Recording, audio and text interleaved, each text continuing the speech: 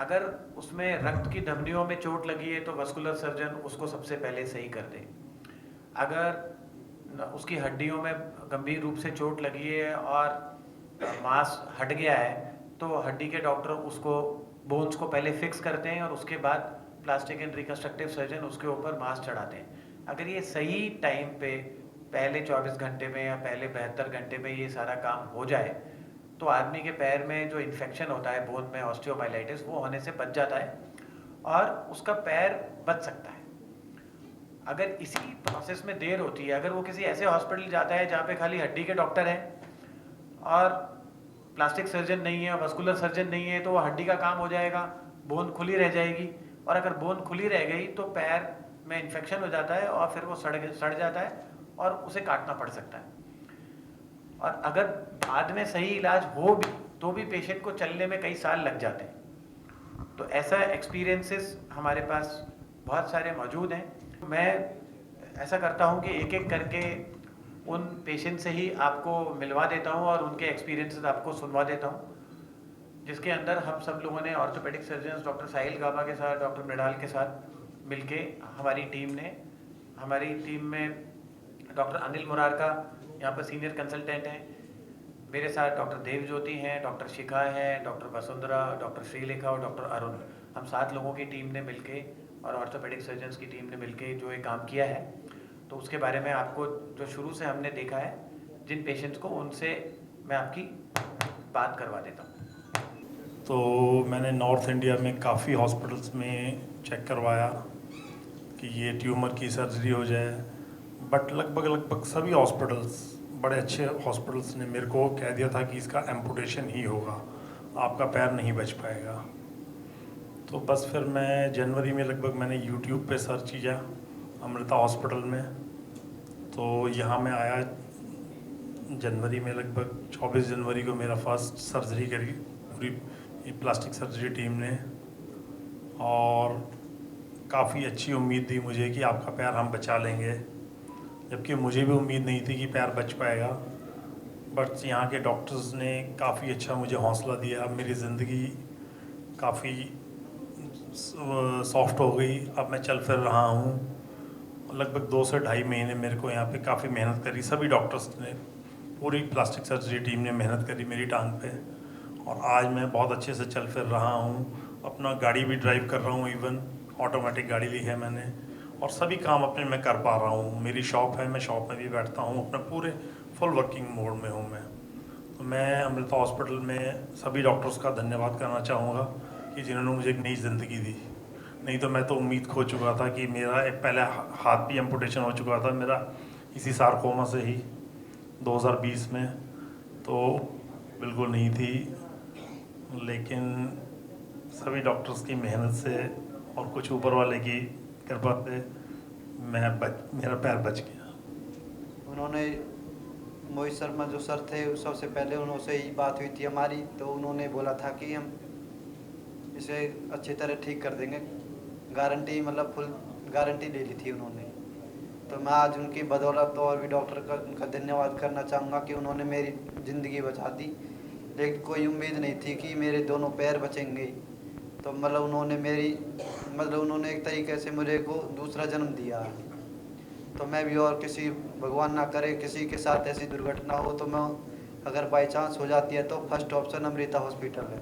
मैं दोनों बस यही मैं बहुत बहुत धन्यवाद करना चाहूँगा कि डॉक्टरों ने मेरी जान बचा दी और पैर तो बचा दिए। धन्यवाद। और ऑल इंडिया इंस्टीट्यूट से इन्होंने एमडी किया है और इनकी यहाँ बहुत ही बड़ी प्रैक्टिस है। ये खुद एक गंभीर इंजरी से 10 साल से जूझ रहे हैं, तो ये आपको कुछ अपना एक्सपीरियंस बताएंगे। Hello, good afternoon to everybody. Sir, my name is Dr. Manish Kumar Gandhi.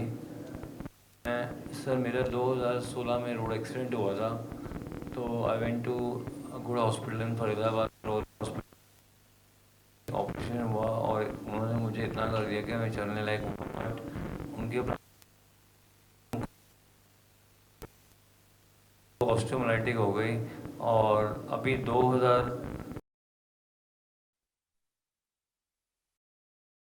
Bone fracture हो गई। Then I was very depressed. I went to many, Sarvodaya ने हाथ खड़े कर दिए, एशियन ने हाथ खड़े कर दिए, उन्होंने कहा कि आपको एम्पुटेशन करनी पड़ेगी।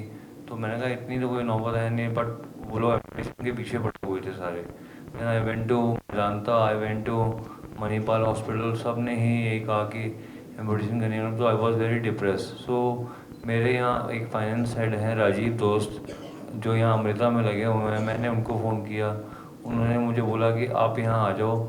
अगर डॉक्टर मोहित शर्मा सर ने हाँ कर दी तो आपका पैर बच जाएगा, अगर उन्होंने मना कर दी तो इंडिया में कोई भी नहीं बजा सकता। सो आई वॉज वेरी डिप्रेस। में वहाँ और इंडिया से सीधा यहाँ आ रहा था, तो उन्होंने डॉक्टर मोहित शर्मा और डॉक्टर साहिल गावा ने मिलके मेरा काफ़ी देर तक पैर देखा और उन्होंने कहा कि हम आपका पैर बचा लेंगे। इन्होंने काफ़ी लंबी 14 घंटे की प्लास्टिक सर्जरी करके मेरे पैर को बचा लिया। बट अभी एक मेरी मेजर सर्जरी और होनी है, क्योंकि बोन अभी फीमर मोर मेरी जुड़ी नहीं है।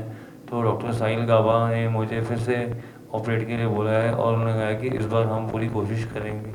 जो भी टिश्यू से होता है उसको सार्कोमा बोलते हैं, और जो भी बोन से होता है उसको ऑस्टियोसार्कोमा बोलते हैं। तो ऑस्टियोसार्कोमा का भी हमने इसके बाद में एक पेशेंट किया जिसका ट्यूमर यहाँ हड्डी से फैला था और उसका भी पैर काटने के लिए बोल दिया था।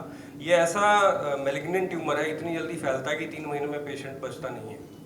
सो इसका सही टाइम पे ट्रीटमेंट होना बहुत ज़रूरी है। ये लकी था कि इसका कहीं और फेफड़ों में या शरीर में नहीं फैला था, सिर्फ वहीं पे था। हमने इसको असेस किया, उसके बाद में इसको बताया कि भाई कीमोथेरेपी चलेगी। उसके बाद इसका जो है पूरा वो कैंसर का पार्ट, इतना हिस्सा बोन इसकी गायब है, उसकी जगह मैंने कृत्रिम जोड़ लगा रखा है। सो आर्टिफिशियल लिम्ब सैल्वेज सर्जरी करी आर्टिफिशियल इम्प्लांट के साथ। उसके बाद प्लास्टिक सर्जरी टीम ने उसके ऊपर कवरेज किया है और कहीं अभी ये नहीं फैला। इसके बाद इसकी रेडिएशन भी हुई है and he is doing fine. Basically इसको जांग के ऊपर से यहाँ से पैर हटाने के लिए बोल दिया गया था, बट आज ये आपके सामने चल रहा है। सो ये एक हमारे लिए अचीवमेंट है। पहला लिम्ब सैल्वेज था, इसके बाद भी हम 2 केसेस और कर चुके हैं। The patients are doing well. उसी तरह इनको सार्कोमा जैसे मसल में था, तो इसमें प्लास्टिक सर्जन ने उसको एक्सरसाइज करके उसको ट्रीट किया है, कवरेज किया है। तो सार्कोमा बेसिकली जो है एक तरह का कैंसर है जो कि मांस से शुरू होता है, झिल्ली से शुरू हो सकता है। ऑस्टियोसार्कोमा हड्डी से शुरू होता है। तो ऑस्टियोसार्कोमा सबका ट्रीटमेंट हम लोग ऑर्थोपेडिक्स और प्लास्टिक सर्जन मिलके करते हैं। जहाँ तक ट्रॉमा वाले पेशेंट्स हैं, सारे के सारे मैंगल्ड एक्सट्रीमिटीज़ होती हैं जो हमारे पास आए थे और निगलेक्टेड थे, कि कोई ऐसा नहीं चोट लगी और आ गया। सब 3-3, 4-4 हॉस्पिटल घूम के आए हैं जहाँ उनको जवाब दे दिया गया था। तो गोल्डन पीरियड जिसको हम बोलते हैं 4 से 6 घंटे, अगर उसके बीच में पेशेंट आता है तो उसकी रिकवरी बहुत अच्छी होती है और लिम्ब सैल्वेज के चांसेस बढ़ जाते हैं। जितना आप लेट लाओगे, जितनी उसमें इन्फेक्शन हो जाएगी, जितना उसका खत्म हो चुका होगा, जितनी मांसपेशियाँ क्रश हो चुकी होंगी, कुचली गई होंगी, उसमें रिकवरी होना मुश्किल हो जाता है। फिर भी ये सारे पेशेंट ऐसे हैं जो और जगह घूम के आए, हो सकता है और जल्दी आते तो इस टाइम तक आप हमारी तरह खड़े होकर बिल्कुल नॉर्मली घूम रहे होते। तो जो एक टाइम स्ट्राइक गोल्डन पीरियड के अंदर में अगर हम उसको पेशेंट को डिब्राइड करके फिक्स फ्रैक्चर को और कवरेज दे सकते हैं, उससे बेटर कुछ नहीं होता। तो जिसको भी ऐसी क्रश इंजरी या रोड एक्सीडेंट में चोट लगे तो उनको जल्दी से जल्दी नियरेस्ट अच्छे हॉस्पिटल में जहाँ ऑर्थोपेडिक्स और प्लास्टिक सर्जरी की टीम हो वहाँ पहुँचाना चाहिए। ज़्यादातर पेशेंट्स में प्रॉब्लम कहाँ आती है, एक तो एक्सीडेंट वाला पड़ा रहता है, कोई उठाने को तैयार नहीं होता, हॉस्पिटल लेट पहुँचते हैं। ऐसे हॉस्पिटल में आसपास के हॉस्पिटल पहुँचते हैं जहाँ पे सुविधाएँ नहीं होती, वहाँ पे उनको 2-3 घंटे खराब करते हैं। फिर किसी हॉस्पिटल में जाते हैं, वो मना कर देते हैं कि वहाँ प्लास्टिक सर्जन नहीं है, वैस्कुलर सर्जन नहीं है। तो ऐसे केसेस को हमेशा टर्शरी लेवल हॉस्पिटल, हमारे जैसा हॉस्पिटल जहाँ पे आपको एक ही रूफ के नीचे सारी फैसिलिटीज़ मिलेंगी, वहाँ ले जाना चाहिए। So that is what our aim is to tell you all कि निगलेक्ट ना करें पेशेंट्स को। जल्दी से जल्दी एक गुड स्मार्टियन की तरह जो है अपने पेशेंट्स को जल्दी से जल्दी आप लेके जाएं नियरेस्ट अच्छे हॉस्पिटल में। और फरीदाबाद के लिए तो बून है कि हमारे पास अमृता हॉस्पिटल जैसा हॉस्पिटल है जहाँ सारी चीज़ें अवेलेबल हैं। So I think that message should go out कि भाई देखिए, हमारे यहाँ जैसे कि इन्होंने भी बताया कि और हॉस्पिटल्स से रिलेटेड जो है सर्जरीज की कॉस्टिंग बहुत कम है और उसमें भी हम लोग हेल्प करते हैं कि हम जो minimum cost of surgery patient को आए।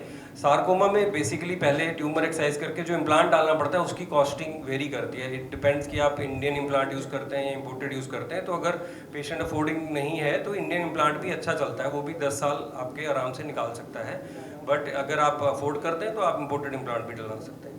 उस मेन कॉस्टिंग उसी की आती है, सर्जरी की कॉस्टिंग और बाद में जो कीमोथेरेपी या रेडिएशन थेरेपी चलनी है उसकी कॉस्टिंग जो है वो वेरी करती हैं डिपेंडिंग अपॉन क्या साइकिल पेशेंट को लगेगा, कितने उसको सेक लगेंगे, बेसिकली 6 लगेंगे 8 लगेंगे, तो कॉस्ट वेरी करती है हर केस टू केस।